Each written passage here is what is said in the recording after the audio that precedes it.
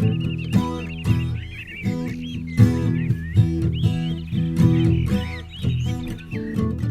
this movie, we're going to look at some of the pest and insect problems that face today's modern farmer.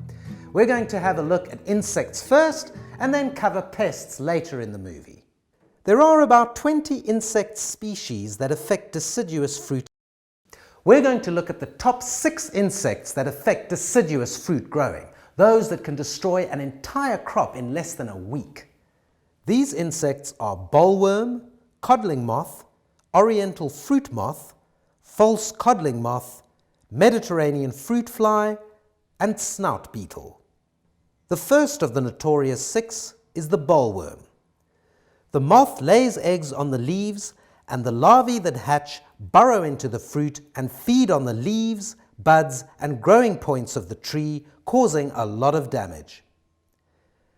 Codling moth, oriental fruit moth, and false codling moth also lay their eggs on the fruit and on the leaves of the tree. When the worm hatches, it burrows its way into the fruit and destroys it. Farmers need to constantly keep a watch in order to know when the number of insects is increasing. This is known as monitoring. Mediterranean fruit fly. Snout beetles climb up the stem of the tree and eat the flesh of the fruit. To monitor snout beetle, the farmer will place a corrugated cardboard band around the stem of the tree. Snout beetles work at night and rest during the day, so the beetle will climb into the cardboard and have a snooze in the daytime. The farmer can open the trap and count the snout beetles within the cardboard corrugations. The rest of these insects can be monitored using a trap that has a sticky bottom. A female pheromone is put into the trap. As he smells the pheromone, the male heads in that direction. By counting the males in the trap, the farmer can work out when to spray for these insects. Snout beetle can destroy a crop overnight, while Mediterranean fruit fly, codling moth, and oriental fruit moth can destroy a crop in a week. Bollworm will do a lot of damage in 1 week. They may be small, but these insects are quite lethal. So let's have a look at how to stop them in their tracks. There are 2 ways to kill these insects. The first is to use an insecticide cover spray. The insecticide is diluted in water and sprayed onto the entire area using a spray machine and tractor. When the insect comes into contact with the insecticide, it will die. The second method is known as baiting. A feeding attractant is mixed with the insecticide and sprayed in the orchard. As the insect feeds, it will eat the insecticide and die in a short space of time. Often female pheromones are placed in the orchard and will attract the male to the area. He'll rush around looking for the females that he can smell, never find them, and die a frustrated death. This method is known as mating disruption.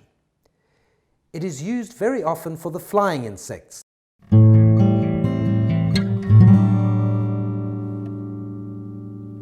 Now on to pests. There are 2 main types of pests in deciduous fruit orchards. They are soil nematodes and woolly apple aphids. Nematodes are very tiny worm-like creatures that live in the soil and plant tissue and feed on the roots of trees. They're especially fond of the tiny roots near the surface and can cause a lot of damage. The best way to find them is to take a root and soil sample to the lab, as they're too tiny to see without magnification. At the time of soil preparation, nematodes are treated by fumigating the soil. This is done by attaching a tube to a ripper-tine and placing a fumigation product into the soil. The soil is covered with plastic sheeting, and the fumigant kills everything in the soil, including the nematodes. Unfortunately, it also kills the good bacteria, earthworms, and other desired soil inhabitants. The woolly apple aphid is a little bigger than the nematode, but is still quite tiny. It lives under the ground and also above the ground, and can be seen quite easily.